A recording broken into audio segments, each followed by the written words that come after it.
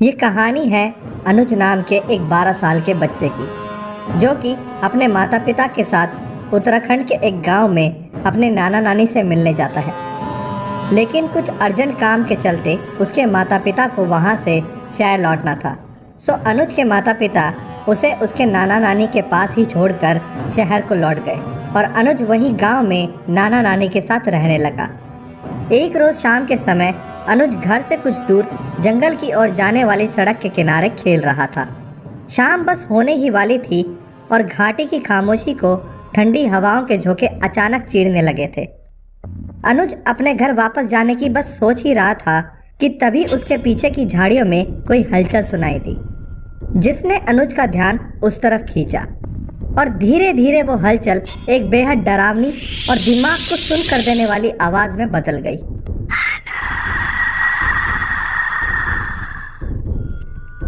फिर अनुज को झाड़ियों की ओर से सफेद लिबास में उसकी ओर बढ़ती हुई एक औरत दिखाई देती है, जिसकी कोई शक्ल नहीं थी।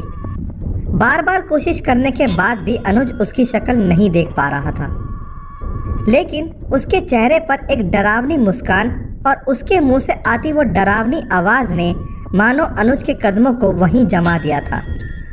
वो डर के मारे कांप रहा था, लेकिन वहां से हिल पाने की हिम्मत उसमें बिल्कुल नहीं थी। फिर वो डरावनी औरत वापस मुड़ी और धीरे धीरे वापस अंधेरे और झाड़ियों की ओट में कहीं गायब सी हो गई। अनुज थर थर कांपता सा वहीं खड़ा सब देखता रहा और जैसे ही उसने थोड़ा होश संभाला, वह तेजी से वापस घर की ओर भागा। बहुत देर तक अनुज को अपनी आंखों पर और इस घटना पर विश्वास नहीं हुआ, लेकिन डर के मारे उसकी हालत खराब थी। रास्ते में चलते चलते अनुज इसी सोच में डूबा हुआ था कि जो उसके साथ अभी हुआ या जो अभी उसने देखा उसे कैसे शब्दों में बयां करे। घर पहुंचकर इस घटना को अनुज ने विस्तार से अपने नाना नानी को बताने की कोशिश करी, लेकिन अनुज के मुंह से यह बात सुनकर उसके नाना नानी हैरान होने की बजाय रोने लगे। अनुज अपने नाना नानी के रोने का कारण कुछ समझ नहीं पा रहा था। कुछ देर बाद अनुज की नानी ने अनुज को खाना खिलाया और वहीं उसके नाना बिना बताए घर से बाहर कहीं चले गए। उन लोगों के रोने और नाना के यूं अचानक घर से चले जाने के बारे में अनुज के बार बार पूछने पर भी उसकी नानी ने उसे कुछ नहीं बताया। कुछ देर बाद उसके नाना घर वापस लौट आए और घर आते ही अनुज को फिर गले से लगाकर रोने लगे। इस बार उन्होंने अनुज को बताया कि आज जंगल में जिस औरत को उसने देखा था, दरअसल वो एक छलावा है। छलावा यानी वो प्रेत आत्मा जो छल से अपना रूप बदलकर शिकार करती है। उसने गांव के कई लोगों को अभी तक अपना शिकार बनाया है और इस बार उसने तुमको अपने शिकार के रूप में चुना है। वो आत्मा जिसे भी अपना शिकार बनाती है, उसे पहले वो ठीक इसी तरह दिखाई देती है और कुछ दिन बाद या तो वो इंसान गायब हो जाता है या फिर उसकी मौत हो जाती है। कहते हैं कि वो आत्मा अपने शिकार को किसी न किसी बहाने जंगल में बुलाती है और फिर उस इंसान के साथ क्या होता है ये किसी को नहीं मालूम। आज तक जिसे भी वो छलावा नजर आया है उसे बचाया नहीं जा सका है और इस बार अनुज उसका अगला शिकार होने वाला है। इतना कहकर अनुज के नाना फिर से फूट फूट कर रोने लगे। कुछ देर बाद खुद को संभाल कर उन्होंने अनुज का साहस बढ़ाते हुए अनुज को ये कहा, लेकिन बेटा तुम्हें घबराने की बिल्कुल ज़रूरत नहीं है, क्योंकि मैं पास ही के एक तांत्रिक से ये लोबान लेकर आया हूँ। ये तुम्हारी हर तरह के बुरे साए से रक्षा करेगा और मैंने तुम्हारे मम्मी पापा को भी कॉल कर दिया है, वो कल आकर तुम्हें वापस ले जाएंगे।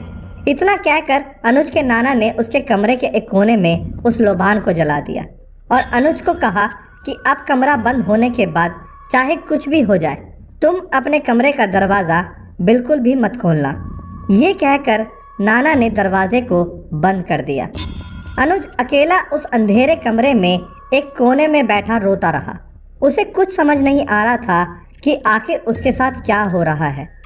एक तरफ वो नाना नानी के रिएक्शन को देखकर घबराया हुआ था और दूसरी ओर उसके दिमाग से वो नज़ारा निकलने का नाम ही नहीं ले रहा था।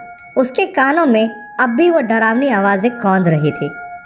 अनुज एक कमरे में बैठा अकेला रो रहा था और सुबह होने का इंतज़ार कर रहा था। लगभग 2 घंटे बाद अनुज को दरवाज़ा खटखटाने की आवाज़ सुनाई दी। दरवाजे के पीछे उसे एक आवाज़ आई, अनुज, बेटा अनुज, अब तुम बाहर आ सकते हो। खतरा अब टल चुका है, तुम बाहर आ जाओ बेटा। अनुज आवाज़ को ध्यान से सुनने के लिए दरवाजे के पास जाता है, लेकिन फिर उसे नाना जी की बात याद आती है। नाना ने कहा था कि चाहे कुछ भी हो जाए, ये दरवाज़ा बिल्कुल भी मत खोलना। तभी अनुज को कमरे में एक गंदी बू का एहसास होता है और अनुज जब पीछे मुड़कर देखता है तो वो बदबू उस लोभान से आ रही थी जिसमें से अभी तक खुशबू आ रही थी। ये देखकर अनुज बेहद घबरा जाता है और तभी एक बार फिर से उसे दरवाजे के पीछे से वही डरावनी आवाज़ सुनाई देती है, जिसे सुनते ही अनुज के रोंगटे खड़े हो जाते हैं।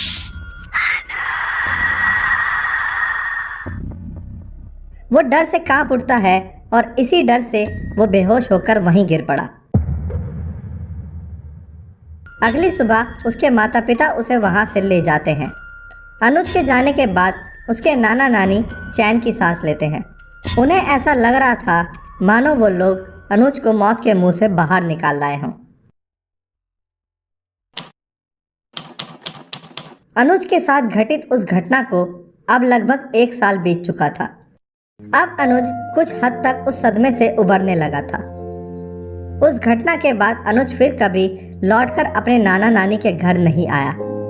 हालांकि अनुज का अपने नाना नानी के साथ काफी जुड़ाव था, लेकिन उसके परिवार को अब भी ये लगता था कि अनुज के ऊपर से वो खतरा अभी टला नहीं है।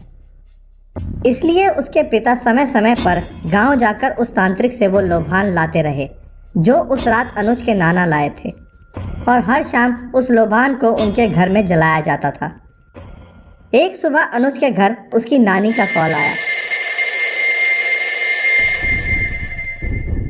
उन्होंने फोन पर बताया कि बेटा, तुम्हारे नाना जी की तबीयत बहुत खराब है और तुम जल्द से जल्द यहाँ वापस आ जाओ।